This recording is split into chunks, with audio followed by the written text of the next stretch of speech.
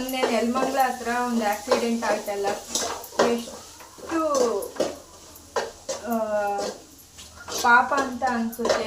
6 ಜನ ಒಂದೇ ಸಲ ಕಾರ್ ಮೇಲೆ ಟ್ರಕ್ ಬಿದ್ಬಿಟ್ಟು ಸತ್ತೋಗಿದ್ದಾರೆ ಫ್ರೆಂಡ್ಸ್. ಜೀವನ ಎಷ್ಟು ವಿಚಿತ್ರ, ಎಷ್ಟು ಕ್ಷಣಿಕ ಅಂತ ಅನಿಸುತ್ತೆ.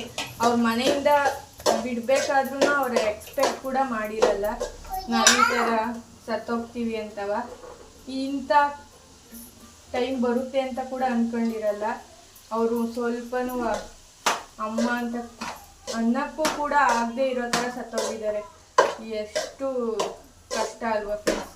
ಇನ್ನು 5 ನಿಮಿಷಕ್ಕೆ ಏನಾಗುತ್ತೆ ಅಂತ ನಮಗೆ ಗೊತ್ತಿರಲ್ಲ. ಗೊತ್ತಾಗಿದ್ದಿದ್ರೆ ಮನುಷ್ಯನ ಹಿಡಿಯೋಕ್ಕೂ ಆಗ್ತಾ ಇರಲಿಲ್ಲ. ಇವನ್ನೆಲ್ಲ ನೋಡಿ ಒಂದು ಪಾಠ